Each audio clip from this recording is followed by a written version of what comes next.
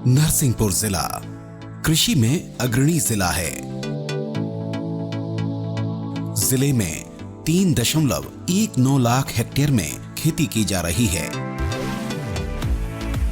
जिले की खरीफ की मुख्य फसलें धान, अरहर, उड़द, सोयाबीन, मक्का हैं, जबकि रबी मौसम में गेहूं, चना, मसूर एवं गन्ना मुख्य फसलें हैं।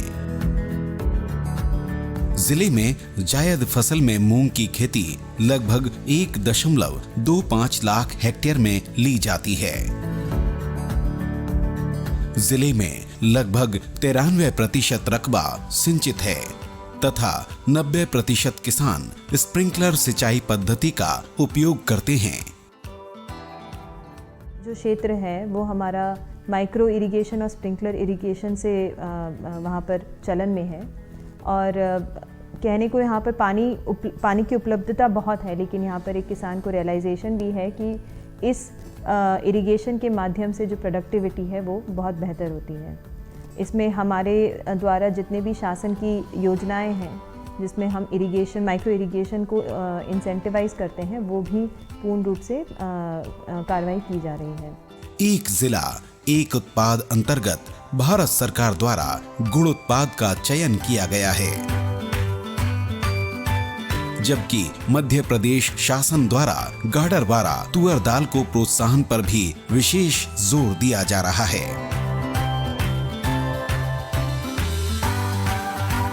जिले में 65,000 हेक्टेयर में गन्ना की फसल ली जा रही है, जबकि लगभग 30,000 हेक्टेयर में तुअर की खेती किसान भाई कर रहे हैं। देसी पद्धति से दाल बनाते हैं, उसको लेके भेजते हैं तो करीब 200-250 रुपए किलो तक किसान भाई यहाँ पे दाल बेचते हैं। ये दो बड़ा स्कोप है यहाँ पे। इन दोनों चीज़ में हम लोग विशेष रूप से शासन इसमें सहायता कर रहा है, किसान भाइयों को प्रोत्साहित कर रहा है। जैसे अभी रेलवे का 1 स्टेशन 1 प्रोडक्ट का चला हुआ है, उसमें हम लोग इसमें एक स्टेशन में उत्पाद को रखवाते हैं, वहाँ पे मार्केटिंग कर रहे हैं। तो इससे किसान भाई काफ़ी प्रोत्साहित हो रहे हैं और इसकी ओर उनका रुझान बढ़ रहा है। 1 एकड़ के लिए मात्र 5,000-6,000 आँखें सफिशिएंट होती हैं। यदि हमने 5,000 आँखों की सोइंग करी, 5,000 आँखों से पौधा बना के सीडलिंग तैयार करके 1 एकड़ के अंदर हमने उसकी रोपाई करी और प्रति आँख हम 8 से 10 कल्ले मान के चलें और गन्नों की संख्या प्रति आँख हम 8 मान के चलें। कल्लों की संख्या थोड़ी ज़्यादा होती है, 10 मान के चलें। 2 कल्लों को मोर्टिलिटी में, मृतकता में हम गिनती करें और 7-8 गन्नों का हम एवरेज प्रति पौधा लें, तो इस प्रकार 5,000 पौधों से हम 40,000 पौधा हम प्राप्त कर सकते हैं। यदि प्रति गन्ना 1 किलो वजन आए तो हमारा 400 कुंतल उपज आता है। यदि प्रति गन्ना 2 किलो वजन आए तो 800 कुंतल का उपज प्रति एकड़ बनता है। देश के जिस हिस्से में भी जिन किसानों ने भी 1,000 कुंतल, 1,200-1,500 कुंतल प्रति एकड़ का उत्पादन दिया, उन्होंने इसी विधि से उत्पादन दिया। नरसिंहपुर जिले में जिला प्रशासन के मार्गदर्शन में कृषि विभाग द्वारा गुड़ उत्पादन एवं तुअर दाल के प्रोत्साहन हेतु विशेष कार्य किया जा रहा है। गुड़ उत्पादन तथा उसकी मार्केटिंग सपोर्ट हेतु जिले में Kareli organic farmer producer company limited Kareli में लगभग 300 किसानों का FPO तैयार किया गया है। 2 कतार 5 फीट पर और 10 फीट का गैप दिया। उस जब गन्ना लगाते तो 1 कतार में हम आलू लगा देते हैं और बीच के 10 फीट में चने की फसल लेते हैं, तो हमें चने का भी भरपूर उत्पादन मिलता है और आलू का भी मिलता है और उस पर हमें जो मेन फसल गन्ना है उस पर नुकसान कम होता है। और इसमें चना काटने के बाद हम मूंग की फसल लेते हैं और मूंग काटने के बाद जब गन्ना बड़ा हो जाता है तो इसमें हम अदरक और सोयाबीन जैसी बरसात की फसलें भी ले लेते हैं और इससे हमें काफ़ी बेनिफिट मिलता है। और इसमें क्या है कि जब 2 लाइन हम पास लगाते हैं तो इसमें अपन को पत्ती, जो गन्ने की पत्ती रहती है उसमें ही हमको आग लगानी नहीं पड़ती, तो इसमें हमें कार्बन पदार्थ की भी वृद्धि हो रही है। और जब इसमें हम लोग करते हैं तो जो सूर्य का प्रकाश ही पड़ता है तो इसमें चीनी पड़ता भी बढ़ जाता है और गन्ने की मोटाई वजन बढ़ने से गन्ने में जो परंपरागत कृषि तकनीक से जो गन्ना लगता था उसमें भी हमको इससे उससे ज़्यादा लाभ होता है और इसमें जंगली जानवरों का अटैक भी बहुत कम होता है। तो इस पद्धति में जो उन्होंने विकसित किया है, इनकी तकनीकी है, हम पूरे नरसिंहपुर ज़िले में लगा रहे हैं। इसमें क्या हो रहा है कि 5 फीट के अंदर गन्ने की पत्ती जो रहती है वो उसमें पड़ी रहती है और 10 फीट में फिर से वो लोग दूसरे फसल लेते हैं, फिर से उसमें चना गेहूँ रबी में, फिर खरीफ में फिर से वही ग्रीष्मकालीन में फिर से मूंग ले लेते हैं और फिर बाद में फिर से वही गर्मी की ग्रीष्मकालीन मूंग के बाद फिर जो है उसमें सोयाबीन तीसरी फसल लेते हैं। इस प्रकार से न केवल मुख्य फसल में बल्कि जड़ी में भी और मड़ी में भी और तीनों सीजन में फसल ले सकते हैं। कई लोग तो कई किसान खरीफ में जो है फिर उसमें सन हैचा लगा करके उसमें पलट देते हैं। तो कुल मिला के ये तकनीकी ऐसी तकनीक है जिसमें हमारा किसान, छोटा जो किसान भी गन्ने खेती कर सकता है और गन्ने के साथ साथ विभिन्न प्रकार के अंतर्वर्ती फसल जो है ले सकते हैं। इन्हीं कृषकों को विषय विशेषज्ञों की मदद से उत्तम गुणवत्ता का विभिन्न आकार एवं फ्लेवर्स में गुड़ का निर्माण कराया जा रहा है तथा उनकी आकर्षक पैकिंग कराकर मेट्रोज में सप्लाई हेतु विशेष मार्केट लिंकेज तैयार किए गए हैं। अभी हमारे द्वारा इनका जीआई टैग के लिए पूरा कार्रवाई की जा रही है जो जल्द ही संपन्न हो जाएगी। इसके अलावा हमारे द्वारा यहाँ पे मार्केटिंग और ब्रांडिंग का सहयोग दिया जा रहा है।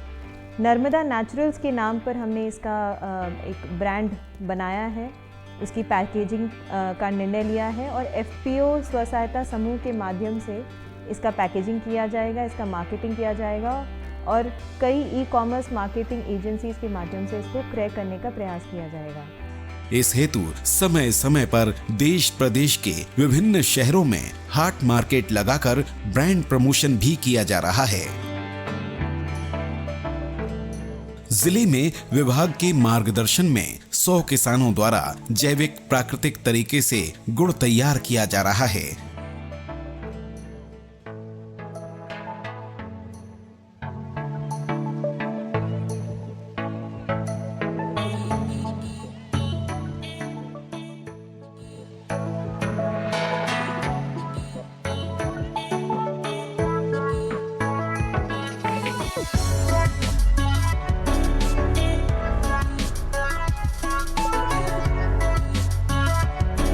इन्हीं किसानों को चयनित कर मार्केटिंग ब्रांड प्रमोशन हेतु कार्य किया जा रहा है।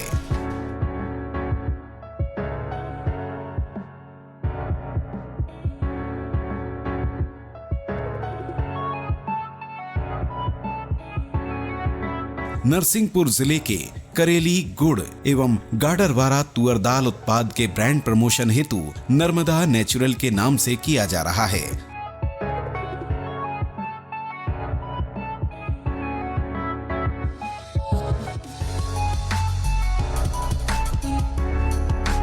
करेली गुड़ न केवल देश के विभिन्न शहरों में अपितु Mauritius, Dubai, Saudi Arabia, Singapore आदि देशों में भी लोकप्रिय है।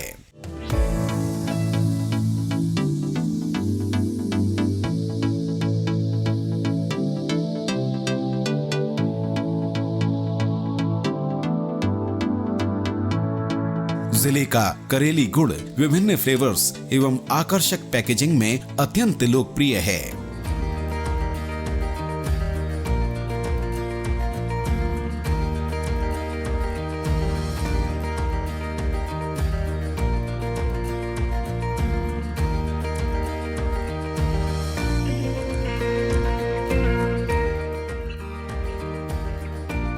पिछले 5 साल से काम कर रहे थे। ये 10 किलो का एक सिंगल पीस है, ये 5 किलो का सिंगल पीस है, लेकिन पिछले 3 साल से हम 1 किलो, आधा किलो और 250 ग्राम पर इस तरीके की ईंट जैसी पीस पर आए। ये करते हुए हमें जब बाज़ार से बहुत अच्छा प्रतिसाद मिला तो हमने शुरुआत की 10 ग्राम और 20 ग्राम। आप ये कैंडी और बर्फियाँ देख रहे हैं, ये 20 ग्राम का एक पीस है। इसी का एक छोटा पीस 10 ग्राम का होता है जो एक बार की भोजन की बाइट है। इस पर काम किया, इसका प्रतिसाद अच्छा मिला, तो अब हम कई प्रकार के मसाले वाले गुड़ बना रहे हैं। जैसे आप ये देख सकते हैं, ये A2 घी से गुड़ बनाया गया है, ये काली मिर्च से गुड़ बनाया गया है, ये सौंठ का गुड़ बनाया गया है, ये सौंफ का गुड़ बनाया गया है, ये लौंग का गुड़ है, इसके अलावा हल्दी का गुड़ है, अजवाइन का गुड़ है, ये अश्वगंधा का गुड़ है और ये लेमन ग्रास का गुड़ है। इसके अलावा जब हम गन्ने के पौधे बनाते हैं तो आँख काट लेने के बाद बचे हुए हिस्से से हम सिरका बनाते हैं, तो ये हमारा गन्ने का सिरका है। और राब, जिसको काकवी बोला जाता है, ये वो काकवी है जो लिक्विड जेगरी के रूप में जाती है। सबसे बड़ी बात, आज एक नया प्रचलन बढ़ा है, लोगों ने शक्कर को खाना कम किया है। अब सबसे बड़ी महती बात आती है कि लोग चाय और दूध में क्या उपयोग करें।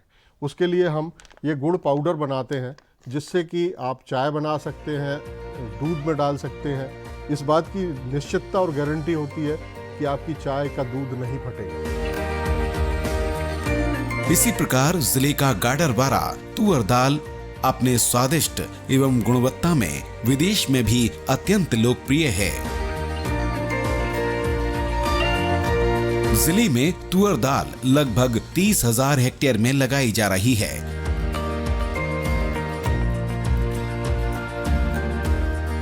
मध्य प्रदेश शासन किसान कल्याण तथा कृषि विकास विभाग द्वारा तुअर दाल को एक जिला एक उत्पाद अंतर्गत चिन्हांकित किया गया है। इस हेतु कृषि विभाग एवं नाबार्ड के सहयोग से गाडरवारा तुअर दाल फार्मर प्रोड्यूसर कंपनी का गठन किया गया है, जिसमें लगभग 350 प्रगतिशील अरहर उत्पादक कृषक शामिल हैं। समूह की दीदियां जो तुअर दाल जो बनाती हैं तो वो कंपनी के थ्रू मार्केटिंग होती है। उसका प्राइस 120 रुपया है, जिसमें हम सारी दीदियों को मिलता है, उसमें भी उसी के द्वारा हम इसको मार्केटिंग करते हैं। और कंपनी में जो गेहूँ, चना, मसूर होता है तो उसका उपार्जन हम करवाते हैं किसानों द्वारा।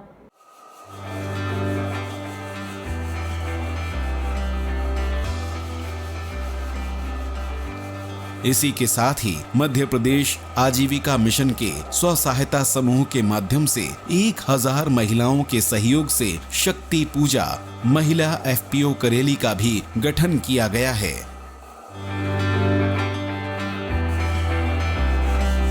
जिसमें महिलाएं अपने उत्पादन को हैंडमेड दाल का फटका विधि से तैयार कर हाथ की चक्की से ही देसी एवं परंपरागत तरीके से बनाते हैं, जो अपनी अलग अलग पहचान रखती है। राहत खरीद कर हम लोग दाल बनाते हैं और उसको नुकाते हैं, धोते हैं और फिर उगला करते हैं, फिर उसको सुखाकर दरते हैं और फटकते हैं और फिर उसको फिर से हम लोग दाल बनाते हैं, जिसका स्वाद भी अपने आप में विशिष्ट होता है।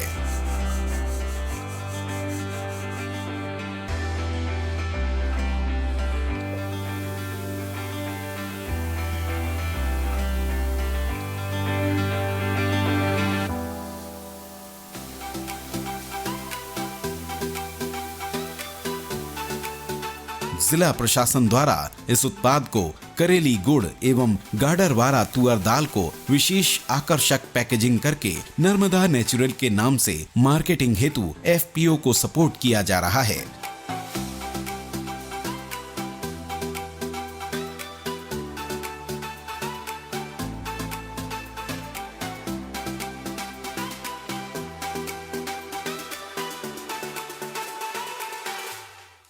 ये हमारे यहाँ खेत से आई अरहर है, इसको हम एक दिन पहले धो लेते हैं और धोने के बाद इसको सुखाते हैं 2 दिन, फिर सुखाने के बाद हम चक्की में दरते हैं। दरने के बाद हम ये तेल पानी का मुआ लगाते हैं। हल्दी तेल आदि का, जिसे हमारे गाडरवारा की भाषा में मोना कहते हैं, मोना करके पुनः सुखाया जाता है। सेकेंड राउंड की ग्रेडिंग में पुनः दला जाता है और छानने फटकने के बाद में यह प्योर शुद्ध देसी गाडरवारा अंचल की दाल प्राप्त होती है। खल मूसल का प्रयोग करके इसे सुधार कर प्रसिद्ध गाडरवारा की दाल तैयार की जाती है। अंत में आप लोग इसे घर के उपयोग में भी लाते हैं और देसी तरीके से इस तरह पैकेटों में विक्रय करके बाजार में भी बेचते हैं और आप सभी विभिन्न FPO ग्रुप से भी जुड़े हुए हैं, उस माध्यम से भी अपना प्रचार प्रसार और व्यापार कर रहे हैं।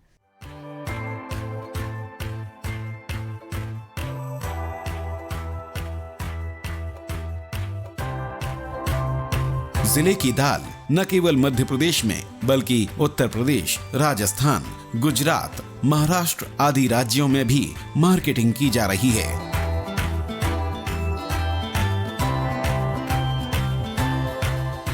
हल्दी, अपना सरसों का तेल और पुरानी पद्धति जिसमें कोई भी अन्य केमिकल नहीं मिलाए जाते हैं, जिससे इसका स्वाद अपनी जगह वही उत्तमता देता है जो कि खेत में देता है। और बरसों से यह पद्धति हमारे यहाँ अपनाई जाती है और इस पद्धति से बनी हुई दाल जो गाड़ावारा क्षेत्र की प्रसिद्ध है देश विदेश में, उसका मूल कारण यह है कि उससे किसी प्रकार का छेड़छाड़ नहीं किया जाता, ना ही कोई मशीनों के द्वारा, साधारण तरीके से उसको प्राकृतिक तरीके से निर्माण करके और हम लोग उपयोग करते हैं। और इस एफपीओ के माध्यम से हम सभी इन दाल उत्पादक किसानों को एकत्रित कर उनसे बनी हुई दाल एकत्रित कर और उसकी पैकिंग करके और देश विदेश में बड़े बाज़ारों में इसकी पहुंचाते, जिससे किसानों को भी लाभ मिलता है और मुख्य रूप से अंतिम व्यक्ति जो इसका उपयोग करता है उसको भी वही शुद्धता प्राप्त होती है। जिला प्रशासन डीजीएफटी के सहयोग से गाडरवारा दाल एवं करेली गुड़ की मार्केटिंग एवं एक्सपोर्ट प्रमोशन पर कार्य कर रहा है।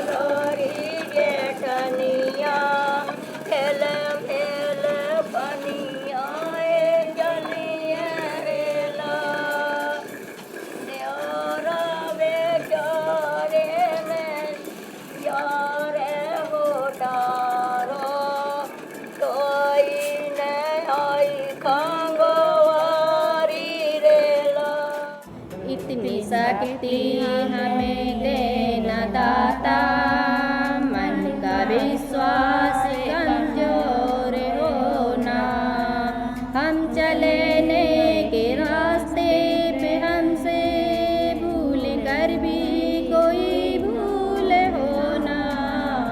इतनी शक्ति हमें देना दाता, मन का विश्वास कमजोर होना।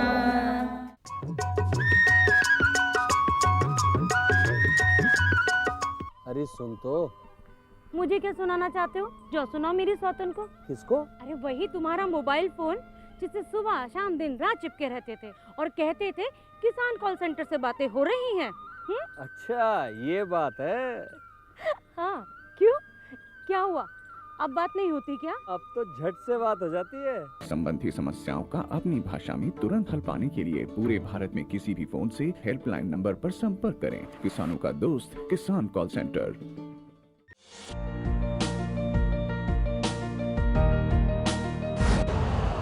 यूरिया का स्वदेशी उत्पादन 70 लाख टन बढ़ाने के लिए 6 उर्वरक संयंत्रों का उद्धार किया जा रहा है।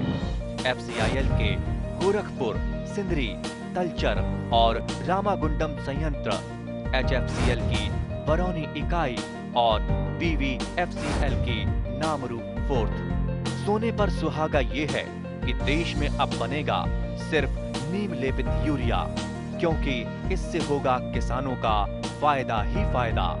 अनाज का उत्पादन 10% तक बढ़ेगा, बढ़ेगी 10 से 15% नाइट्रोजन क्षमता।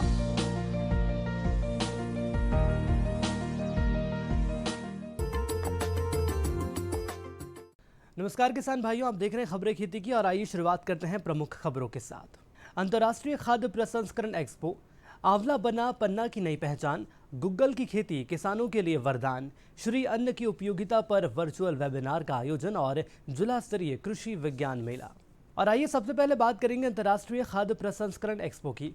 प्रधानमंत्री सूक्ष्म उन्नयन योजना के तहत किसान फूड प्रोसेसिंग के क्षेत्र में आगे आएं, जिससे आमदनी बढ़ सके एवं आत्मनिर्भर बन सकें।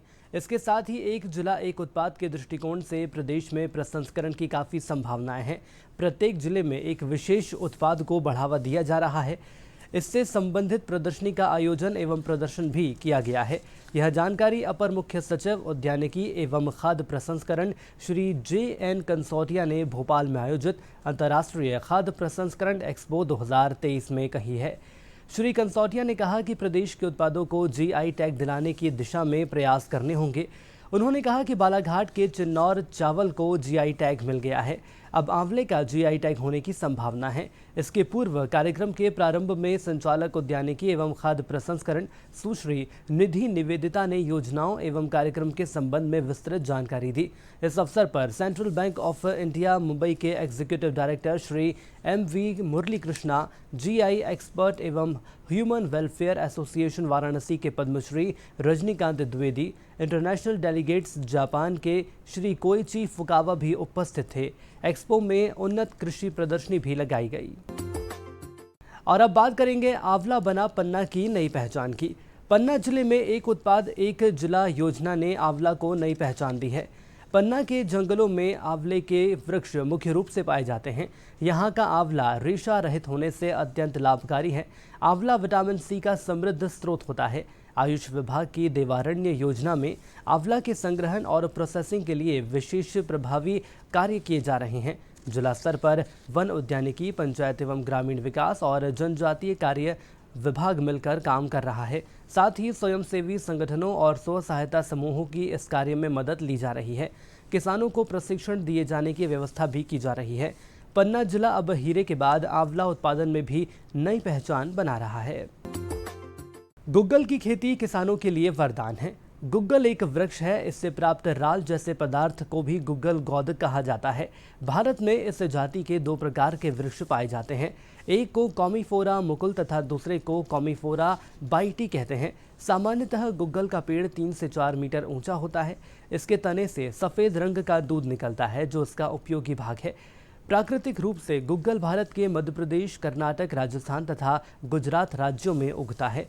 गुग्गल गोंद का उपयोग 60 बीमारियों में काम आता है तथा गुग्गल के वृक्ष से निकलने वाला गोंद ही गुग्गल नाम से प्रसिद्ध होता है। ग्लोबल वार्मिंग के समय में जो हमारी बीहड़ में बेकार पड़ी हुई ज़मीन, जिसमें कि गुग्गल बड़े अच्छे तरीके से होता है, इसे पशु भी नहीं खाते हैं तथा इसे पानी की भी ज़रूरत नहीं होती है। इसकी खेती अगर की जाए तो पूरे भारत में इसकी मांग पूरी की जा सकती है और जो विलुप्त हुई प्रजाति है वो भी बच सकती है। सबसे महत्वपूर्ण कार्य स्थानीय प्रजाति के यहाँ, जो कि भूमिहीन बेघर हुए किसानों की आजीविका का साधन उपलब्ध होगा, जिससे गरीबों की आजीविका सुनिश्चित की जा सकेगी। श्री अन्न पर वर्चुअल वेबिनार परिचर्चा का आयोजन। अंतर्राष्ट्रीय मिलेट वर्ष 2023 के तत्वाधान में जवाहरलाल नेहरू कृषि विश्वविद्यालय के कुलपति डॉक्टर प्रमोद कुमार मिश्रा की सद्प्रेरणा से खाद्य विज्ञान एवं प्रौद्योगिकी विभाग द्वारा कृषि महाविद्यालय अंतर्गत विवेकानंद सभागार में श्री अन्न की उपयोगिता विषय पर वर्चुअल वेबिनार एवं परिचर्चा का आयोजन किया गया।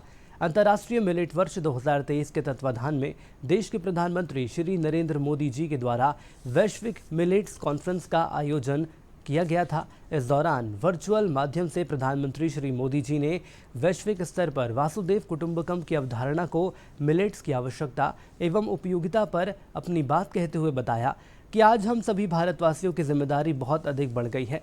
मिलेट्स का अंतर्राष्ट्रीय वर्ष 2023 में श्री अन्न फसलों का हमारे छोटे कृषकों की आय बढ़ाने और आदिवासियों के सत्कार में कम पानी वाले क्षेत्रों में उत्पादन, केमिकल फ्री खेती एवं जलवायु परिवर्तन से लड़ने के साथ ही प्रकृति को बेहतर बनाने में महत्वपूर्ण कार्य है। श्री अन्न ग्रामीण अर्थव्यवस्था को लाभ पहुंचाने के साथ ही इनके उत्पाद गांव से निकलकर सुपरमार्केट तक एवं वैश्विक बाजार में पहुंचेंगे तो इसका लाभ हमारे किसान भाइयों को ज़रूर मिलेगा। रोजगार के दृष्टिकोण से भी यह अति महत्वपूर्ण है। देश G20 का नेतृत्व कर रहा है और हमारा देश है one earth, one family, one future की दृष्टिकोण से कार्य कर रहा है।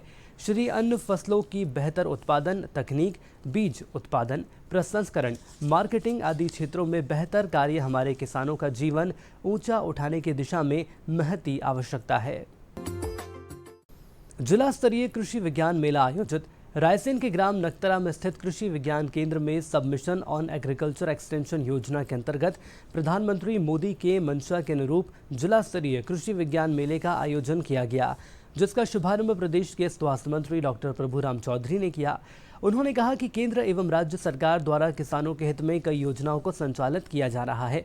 उन्होंने किसानों को प्राकृतिक खेती की ओर अग्रसर होने को कहा। वहीं मेले में किसानों को जागरूक करने के लिए स्टॉल लगाए गए। इस अवसर पर कृषि विज्ञान केंद्र के प्रमुख डॉक्टर स्वप्निल दुबे सहित प्रशासनिक अधिकारी भी मौजूद रहे। और किसान भाइयों, खबरें खेती में आज के लिए इतना ही। मुझे दीजिए इजाजत। नमस्कार।